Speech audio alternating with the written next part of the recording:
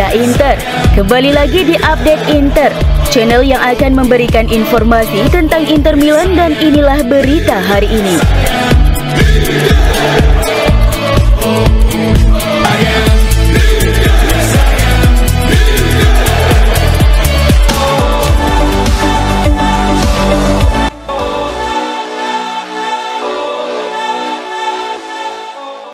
Denzel Dumfries resmi menandatangani kontrak baru dengan Inter yang akan mengikatnya di klub tersebut hingga 2028.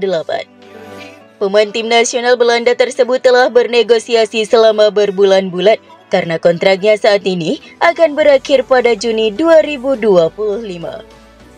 Inter selalu yakin bahwa mereka dapat meyakinkan bek sayap kanan tersebut untuk menandatangani kontrak baru dan mengonfirmasi bahwa kesepakatan telah ditandatangani malam kemarin.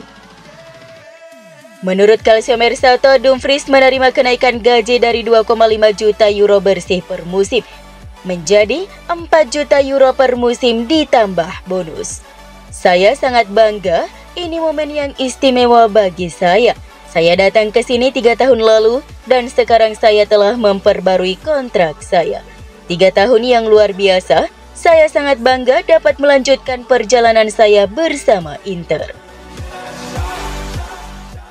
Inter merekrut Dumfries dari PSV Eindhoven pada musim panas 2021 seharga 14,25 juta euro dan nilainya telah meroket di bursa transfer sejak saat itu. Hal itu membuatnya didekati sejumlah klub Liga Primer, terutama Manchester United, Everton, dan Aston Villa, meski pada akhirnya ia tetap memilih bertahan. Pemain berusia 28 tahun itu telah mencetak 13 gol dan menyumbang 21 assist dalam 147 pertandingan kompetitif untuk Inter.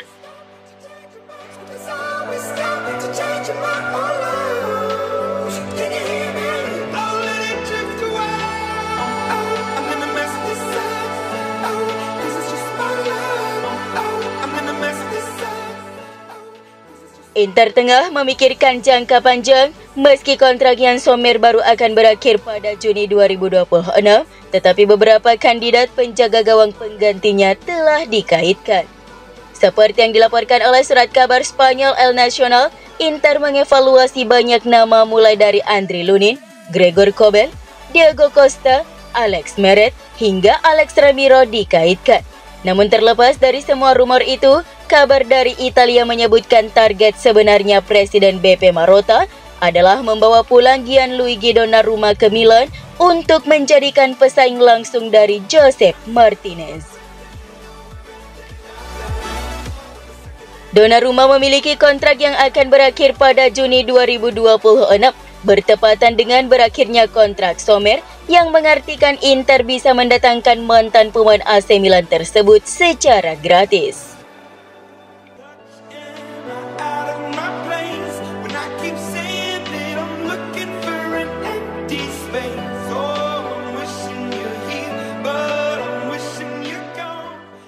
Presiden Inter Milan BP Marotta menilai jika tim Nerazzurri punya skuad yang terus berkembang dan dia menilai laga melawan Fiorentina akan berjalan sulit.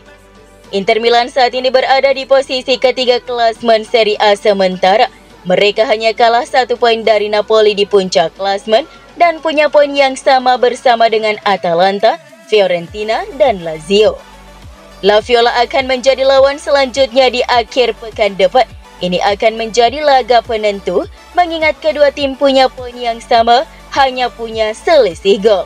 Namun yang jadi masalah, anak asuh Raffaele Palladino tersebut sedang dalam periode terbaik. Hal inilah yang kemudian dibahas BP Marotta dalam sesi wawancara bersama Sky Sport Italia terkait kinerja dan fokus tim Nerazzurri.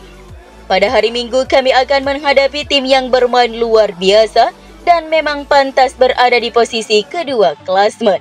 Ini akan menjadi pertandingan yang sulit seperti semua perjalanan kami ke Florence, ujar Marotta. Dalam beberapa hari terakhir, FC Internews melaporkan bahwa Galatasaray telah melakukan survei terhadap Marko Arnautovic. Di tahun terakhir kontraknya dengan Inter, melihat potensinya untuk pindah ke Istanbul dalam 6 bulan ke depan dan menjadi pengganti sementara Maurito. Sebuah pendekatan secara perlahan sudah dilakukan hingga saat ini, tetapi jauh dari itu semua pihak harus memahami niat dari penyerang Austria tersebut yang tetap berada di Milan dengan sadar sebagai penyerang keempat. Sekarang situasi baginya makin buruk, mengingat Simone Inzaghi mulai lebih mengandalkan Joaquin Correa dibanding dirinya, dan ia harus membuat keputusan terbaik segera. Terlebih di Inter, ia dipastikan tidak lagi diperpanjang kontraknya.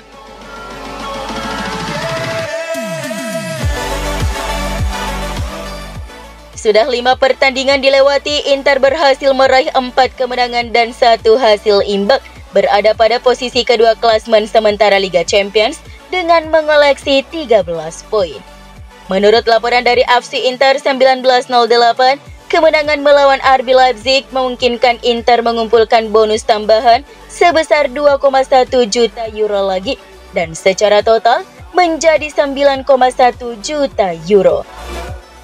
Dengan rincian, imbang kontra Manchester City menghasilkan 700.000 euro dan 4 kemenangan atas Red Star Belgrade, Young Boys, Arsenal, dan RB Leipzig menghasilkan 8,4 juta euro. Berdasarkan data yang tersedia, Calcio Finanza, angka partisipasi setiap klub akan mendapatkan 18,62 juta euro.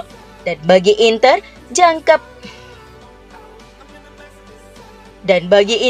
angka pendapatan sejauh ini di Liga Champions dipastikan total 59,38 juta euro.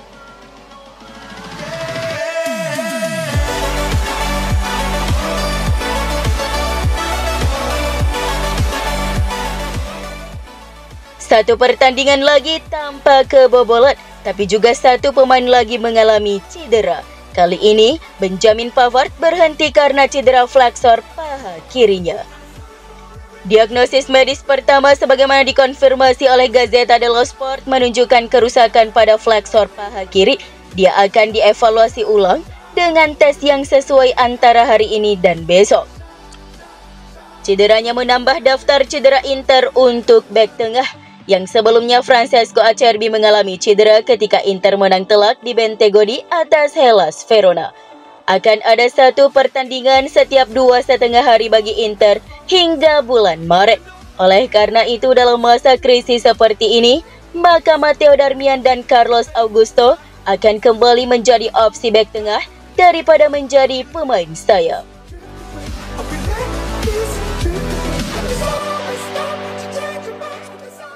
Francesco Acerbi dan Davide Fratesi melewati pertandingan Inter kontra RB Leipzig karena masalah cedera mereka masing-masing.